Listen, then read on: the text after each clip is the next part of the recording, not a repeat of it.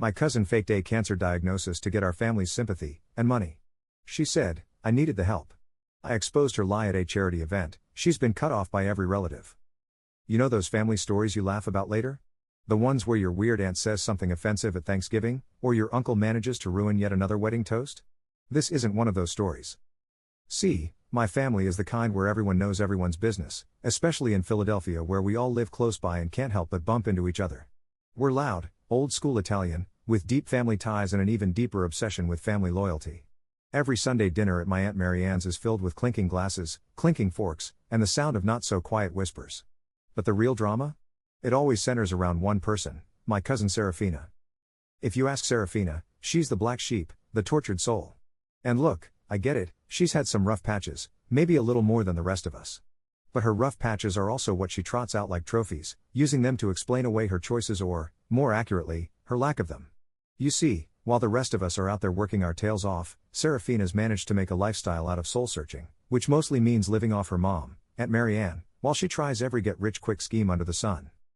The trouble began a year ago, in the summer, not long after I'd landed my dream promotion at a Center City law firm. I'd been putting in ridiculous hours, late nights, weekends, taking work calls while eating cold pizza at midnight. So when my boss finally recognized my hard work, I couldn't have been prouder. And my family? Oh, they were proud too, in their own way. By that I mean, suddenly every distant cousin had a little favor to ask or some small legal advice they needed, but I did my best to set boundaries and keep things professional. One Sunday in June, we were all sitting around Aunt Mary Ann's dinner table, passing plates of pasta and salad, when Serafina made her announcement. She'd been unusually quiet that day, stirring her food without eating, eyes downcast. Aunt Mary Ann noticed, of course. Serafina, honey, you're not eating a thing. You feeling all right? Aunt Mary Ann asked, her voice thick with motherly concern. Serafina sighed dramatically, putting down her fork and staring at her plate like it held the answers to all of life's problems. Actually, I wasn't going to say anything yet, but since everyone's here. She looked up, meeting each of our eyes one by one, until she settled on Aunt Mary Ann, who was practically quivering with anticipation. I've been diagnosed with stage 3 ovarian cancer. The room went so silent, you could hear the faint ticking of the old grandfather clock in the hallway. Forks froze mid-air, mouths half open in shock.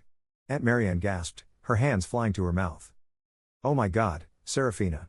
Aunt Mary Ann cried, her voice breaking as she reached across the table to grab her daughter's hand. Why didn't you tell me sooner? We could have. Oh, honey. My mom and Aunt Gina were already tearing up, dabbing at their eyes with napkins. Even Uncle Tony, who usually seemed more interested in the Phillies game than family drama, was staring at Serafina, slack-jawed. But me? Something didn't feel right. Maybe it was the lawyer in me, but I couldn't ignore this strange gnawing feeling in my gut. Serafina was always so full of energy, always talking about some new business venture, or her personal brand. And now, she suddenly had stage 3 cancer? No treatments, no symptoms, just a diagnosis? It was hard to wrap my head around. After dinner, as we were all milling about the living room, I pulled her aside, trying to keep my voice soft. Serafina. Are you okay? I asked, forcing myself to sound gentle. Is there anything you need? I mean, I know someone at Jefferson Hospital. Maybe I could help you get a second opinion?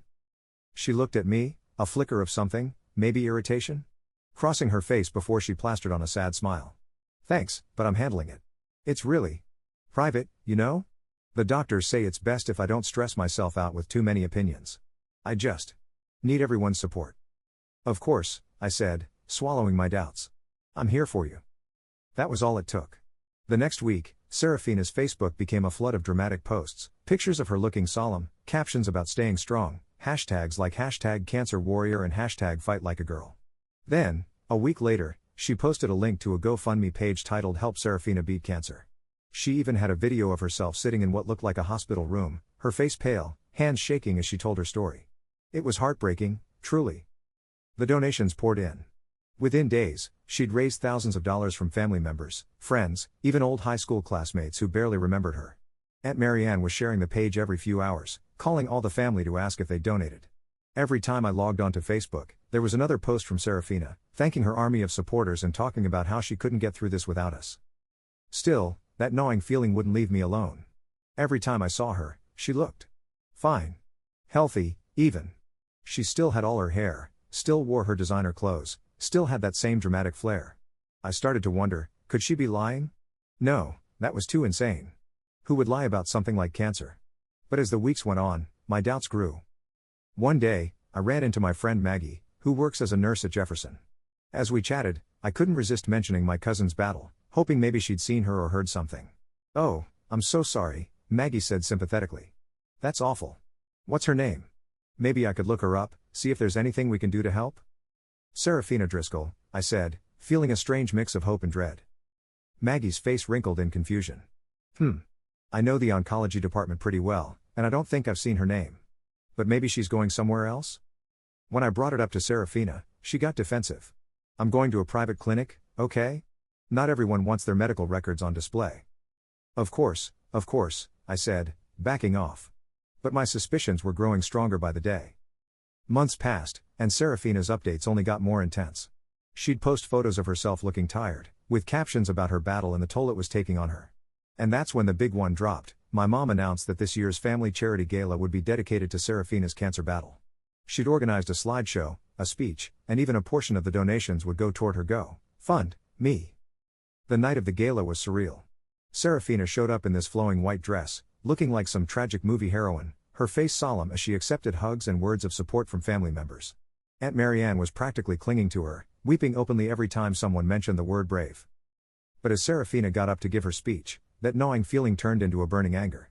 She started talking about her journey, her fight, all the people who'd been there for her. People in the crowd were crying. Aunt Marianne was a mess, clutching a tissue like her life depended on it. Finally, I couldn't take it anymore. I walked up to her as she stepped down from the podium, my voice sharp but controlled. "Seraphina," I said, my voice low enough to keep the conversation between us. "Can you just tell me one thing? Where are you getting treatment?" She looked at me like I'd just slapped her. "What?" she hissed, her face reddening. "I told you, it's a private clinic. You wouldn't know it." "What's the name of it, then?" I asked, my voice rising slightly as people around us started to turn and watch. "You know, for the family's sake. They've donated so much, they deserve to know." Her face twisted with anger, but she forced herself to keep smiling, her voice icy. "I don't owe you an explanation," she whispered.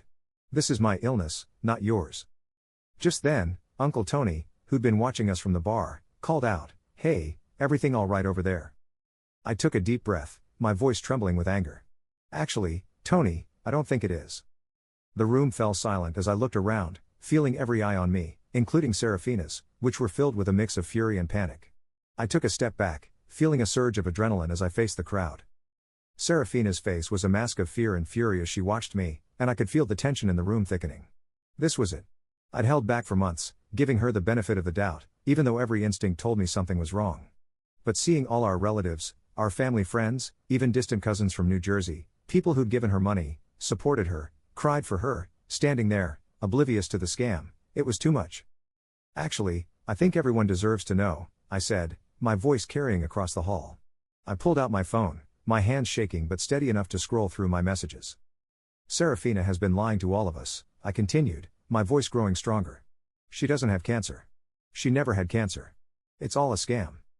The crowd gasped. People exchanged horrified glances, and Aunt Marianne put a trembling hand to her mouth. Seraphina's expression went from shock to cold rage in an instant. She opened her mouth to say something, but I didn't give her the chance. I thought something was off from the beginning, but I didn't want to believe it. "I mean, who lies about something like that, right?" I said, turning to the crowd, looking from face to face. But every time I asked her where she was getting treatment, she changed the story. And when I checked with the hospitals around here, they had no record of her at all. "What are you talking about?" Aunt Marianne's voice was small, trembling. She looked at Seraphina, her face lined with confusion and hurt. "Seraphina, honey. That can't be true, right?" Seraphina narrowed her eyes at me, her jaw clenched, but she forced a smile. "Of course it's not true, Mom. She's jealous of the attention I'm getting." She let out a laugh that sounded more like a hiss. "She's been trying to sabotage me since day one." "I'm jealous?" I scoffed, unable to contain my anger. "You've drained everyone here of their money and sympathy. And don't try to play the victim, Seraphina, I've got proof." With that, I held up my phone. "Everyone, take a look at this." On the screen was a screenshot from a mutual friend, a message Seraphina had sent weeks ago, and the words were damning. "Look, it's not like I'm actually lying. I do get stomach aches sometimes, and who's to say it's not serious? Besides, I needed the money, and this whole cancer thing has people actually caring for once. It's not a crime to need help." The crowd stared, horrified. Aunt Gina gasped, clasping her husband's arm. My mom shook her head, muttering, "I can't believe it. I can't believe she'd go that far." Even Uncle Tony, who'd once called Serafina his favorite niece, looked at her with disgust. Aunt Marianne stumbled back, her face ashen. She stared at her daughter, her lips trembling. "Serafina," she whispered, "please, tell me this isn't true." "Mom, it's complicated." Serafina's voice shook, and she put a hand to her chest, trying to summon tears that didn't come. I needed help, and no one ever listens to me otherwise. You always looked at me like I was a failure."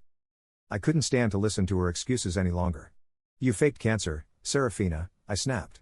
"You lied to everyone who cared about you, who trusted you, and you used their kindness to line your pockets. You think that's going to make people listen to you? All you've done is prove that no one should trust you again." Serafina glared at me, her face contorted with rage. "You just couldn't stand seeing me get attention, could you?" She spat, her voice rising in desperation. "You're so perfect, with your fancy job and your perfect life. You think you're better than me." "Enough." Aunt Marianne's voice cracked through the air like a whip. Everyone fell silent, turning to look at her. Tears streamed down her face as she stared at her daughter, heartbreak and fury mixing in her expression. "I don't even know who you are anymore, Serafina." For a long, horrible moment, no one moved. Serafina looked at her mother, her bravado crumbling as the reality of what she'd done settled over her. She opened her mouth to speak, but Aunt Marianne shook her head, holding up a trembling hand. "No," Aunt Marianne said, her voice thick with sorrow. "I have given you everything. I paid for your art school. I paid your rent. I believed you, and I supported you through every one of your mistakes. But this? Lying about something as terrible as cancer. I can't forgive that." She took a shaky breath, steeling herself. "Pack your things. I want you out of my house by tomorrow." Serafina's face drained of color. "Mom. No, you can't do that. Where am I supposed to go?" "I don't know," Aunt Marianne said, her voice like steel. "And I don't care. I have spent too many years cleaning up your messes, making excuses for you. But you've gone too far this time, and I won't let you manipulate me any longer."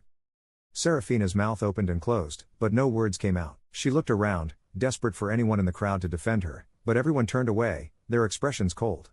Even her friends, the few who'd shown up to support her, were shaking their heads in disbelief, whispering to each other. Seeing that no one would come to her rescue, she turned to me, her eyes flashing with hatred. You did this," she hissed. "You've ruined my life." "No, Serafina," I replied, meeting her gaze without flinching. "You ruined your own life. I just told the truth." With that, Serafina pushed past me, storming out of the hall with tears streaming down her face. The heavy door slammed behind her, leaving a stunned silence in her wake. In the days that followed, the fallout was swift and brutal. Word spread quickly, and soon, everyone in our extended family knew about Serafina's lie. People started talking, and soon enough, the donations on her GoFundMe were refunded or withdrawn. Aunt Marianne blocked her number, changed the locks on her house, and refused to let her back in.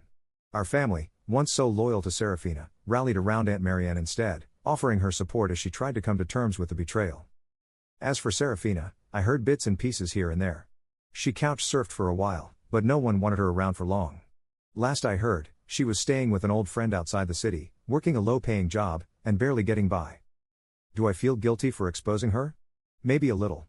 She was my cousin, after all, and I hate that it had to come to this. But I don't regret it. Seeing the relief on Aunt Marianne's face, the gratitude from my family for bringing the truth to light, made it all worth it. In the end, Serafina reaped exactly what she sowed. I'm not sure if she'll ever change, but I do know one thing: I'll never let someone take advantage of our family like that again. And now, when we gather for Sunday dinners, we toast to honesty, to loyalty, and to leaving the past where it belongs.